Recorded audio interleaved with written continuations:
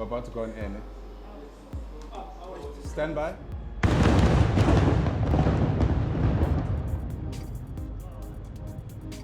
It's been a whirlwind 2 weeks whilst here in the United Arab Emirates as we continue canvassing Expo 2020 Dubai. We've met fascinating people, seen breathtaking landscapes, and have been the recipients of soothing sounds. In case you missed any of it, in the next hour we'll take you back to some of the most poignant moments that we've had here at Expo 2020 Dubai.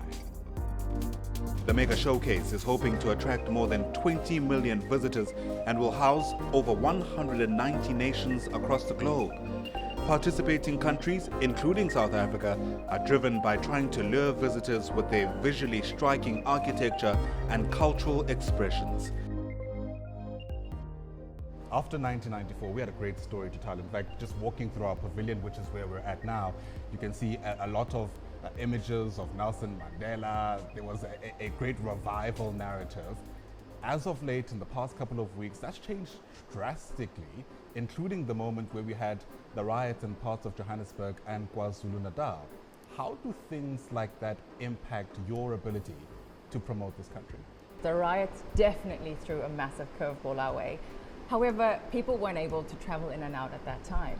So it almost gave you a slight buffer to then do your work and change that narrative.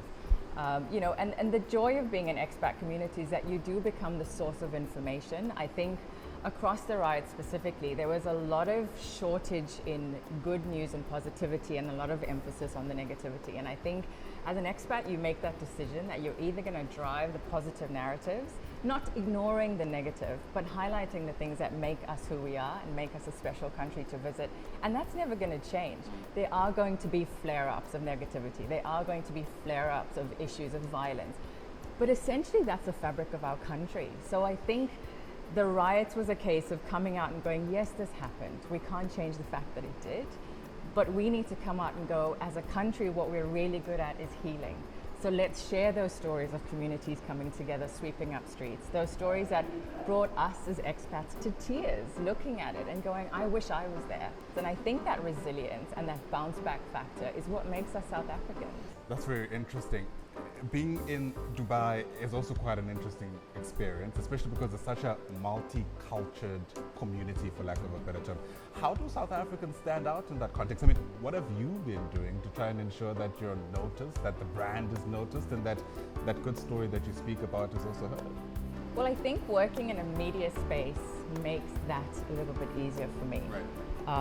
South Africans everywhere. I mean, I'm the one who at the table with the friends whips out the rusks, the all gold tomato sauce, and it's a joke, but they're like, wow, look, it's a South African billboard on feet.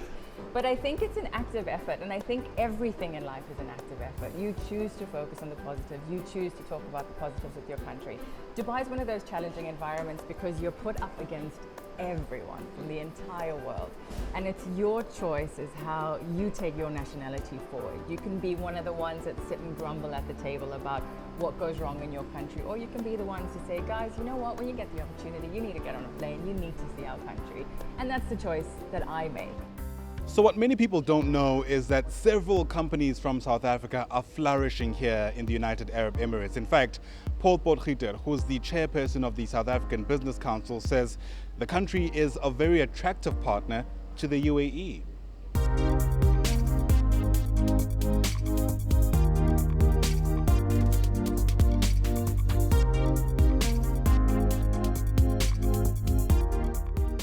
You have had close to 2 decades worth of experience, especially as an executive in business.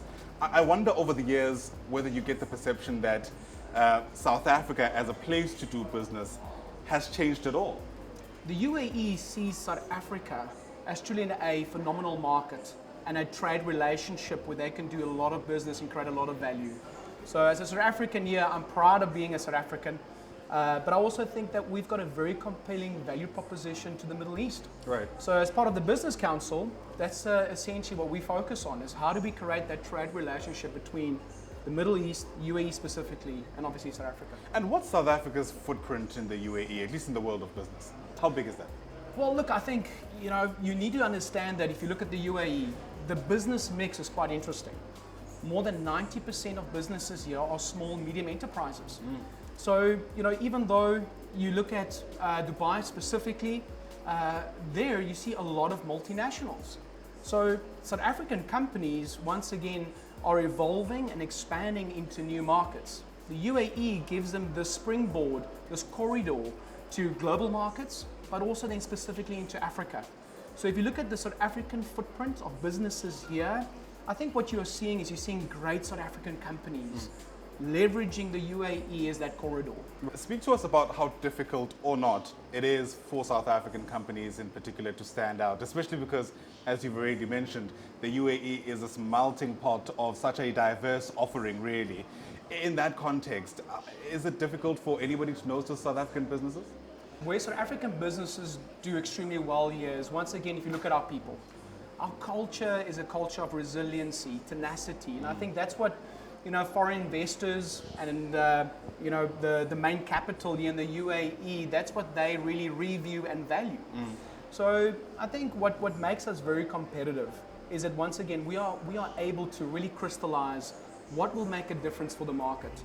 And the South African companies that are here, the Mediclinics of the world, the APSAs of the world, they have taken what has made them successful in South Africa, and they've essentially come here to the UAE and they've filled a gap in that value chain. How much trade actually takes place between South Africa and the UAE? Because it's one thing, of course, to be a business that sets up here with the hopes of leveraging off the corridor to the rest of the world that offers. But between the two countries, how often are we trading goods and services?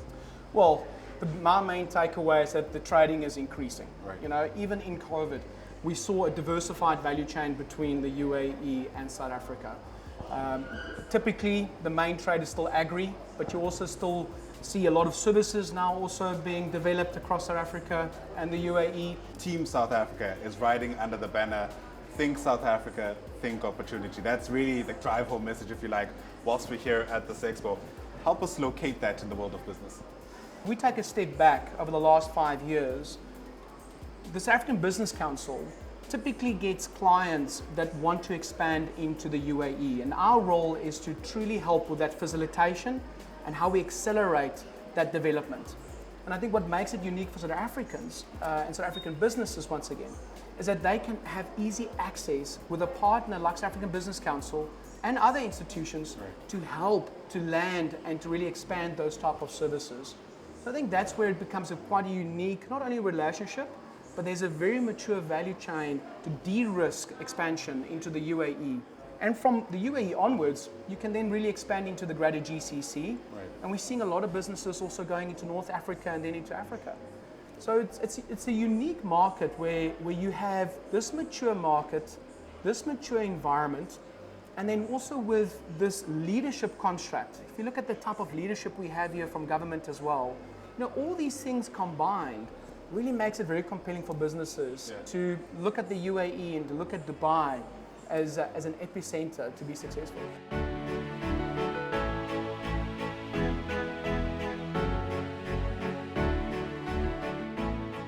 So Expo 2020 Dubai is always bustling with activity, as you can hear. But let me take you back to a conversation I had with a group being described as a disruptor. It's a Cape Town-based company called Munch Innovative, and they're hoping that their product will help solve the world's plastic pollution problem. Take a look. Often people have great meals such that they even want to eat the plate. You're making it possible in some instance with this particular innovation. Get us a sense of where the idea comes from, but more importantly, the problem you're trying to solve. I mean, look at the world outside. I mean, if we carry on living like this and all the single-use plastics, it's really quite horrendous to think what is going to happen if we keep on living like this. So because of this, someone actually challenged me and said to me, listen, I mean, you're always complaining, do something about it. Right. And come up with some eco-friendly alternative. So I thought, well, if you can put food on a biscuit, snack foods, make a biscuit bowl that holds more food. So that's really when my journey started. Sure. And it's a Cape Town-based company, now receiving a lot of attention on the world stage in some instance. We'll speak about that in just a moment. get us into what ingredients, for lack of a better term, are used to actually make this bowl and what that means for the kind of food that it can carry. I really sourced products. I really sort of went for stone ground unbleached flour, which we are using. We've got a lot of bran in this as well, which is good for everyone. Okay, and no nasty chemicals. Nice. We haven't used anything like that, so it serves the consumer as well as the environment. Absolutely. And how tasty is it though? Because I mean, I can imagine we can put all kinds of foods on there, desserts in some instances. You wouldn't want to get through a great meal and only get to the bowl where there's some kind of anticlimactic experience, for lack of a better term.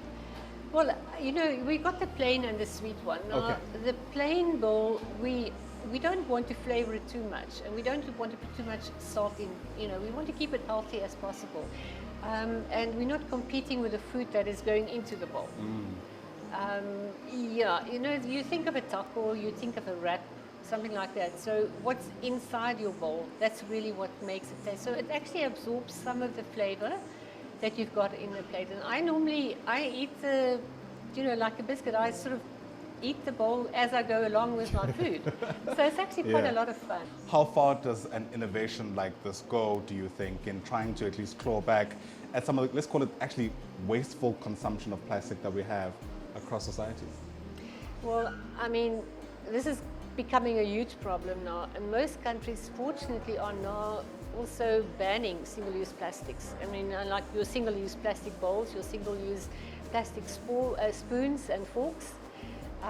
So this has really come at the right time, and we need to do something about eliminating our plastic consumption, single-use plastics consumption especially. So I think this is now where this product really comes in.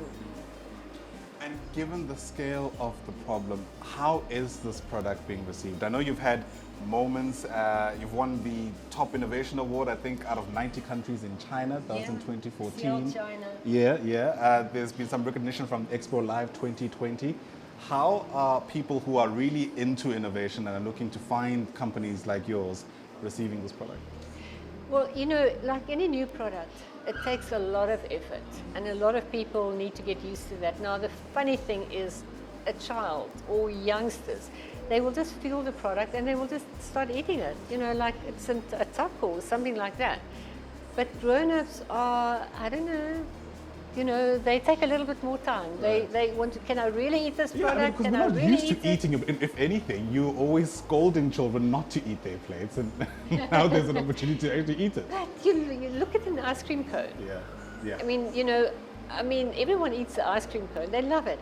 And if you really think about it, if ice cream cones were plastic cones, can you imagine the waste that would have been? I mean, we eat, look at Dubai, for instance. I mean, gosh, it's a hot place. You know, everyone loves ice cream cones. So that's a lot of waste that has been saved because of ice cream cones. And I'd like to think of my bowl as the next ice cream cone. Still to come, we travel to countries near and wide, all in one place. In just a moment, I get you a sense of where else we visited whilst here at Expo 2020 Dubai.